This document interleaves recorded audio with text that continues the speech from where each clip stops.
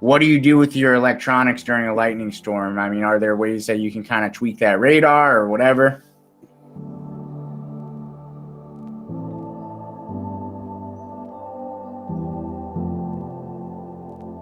So initially, radar is actually a really good tool for seeing a thunderstorm as it's moving in.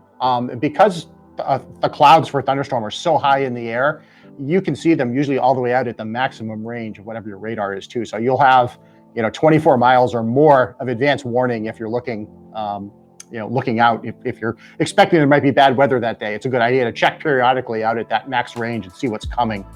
Another good tool that ties in with that too is that we support the SiriusXM Marine Weather Service on our MFDs too. So that has Doppler weather radar as well. So either way, you can kind of see what's coming, and you can come up with a plan to try to drive around it if possible. Unless you need the freshwater washdown, it's probably best to stay out of the thunderstorms. Once you're in the thunderstorms, because every now and again they are going to catch you. What really comes into play are a couple of settings on the radar: the gain and there's a rain clutter control. So the drops of rain coming down at thunderstorm intensity, they are going to create a return on the radar. So there is a filter in there that we can use to eliminate rain from the display. So you can go in and turn that on, crank it up a little bit. Sometimes you will have to drop the gain down just a little bit, but for the most part, the system auto-tunes and kind of detects that. But the rain clutter is something you will want to manually have a play with.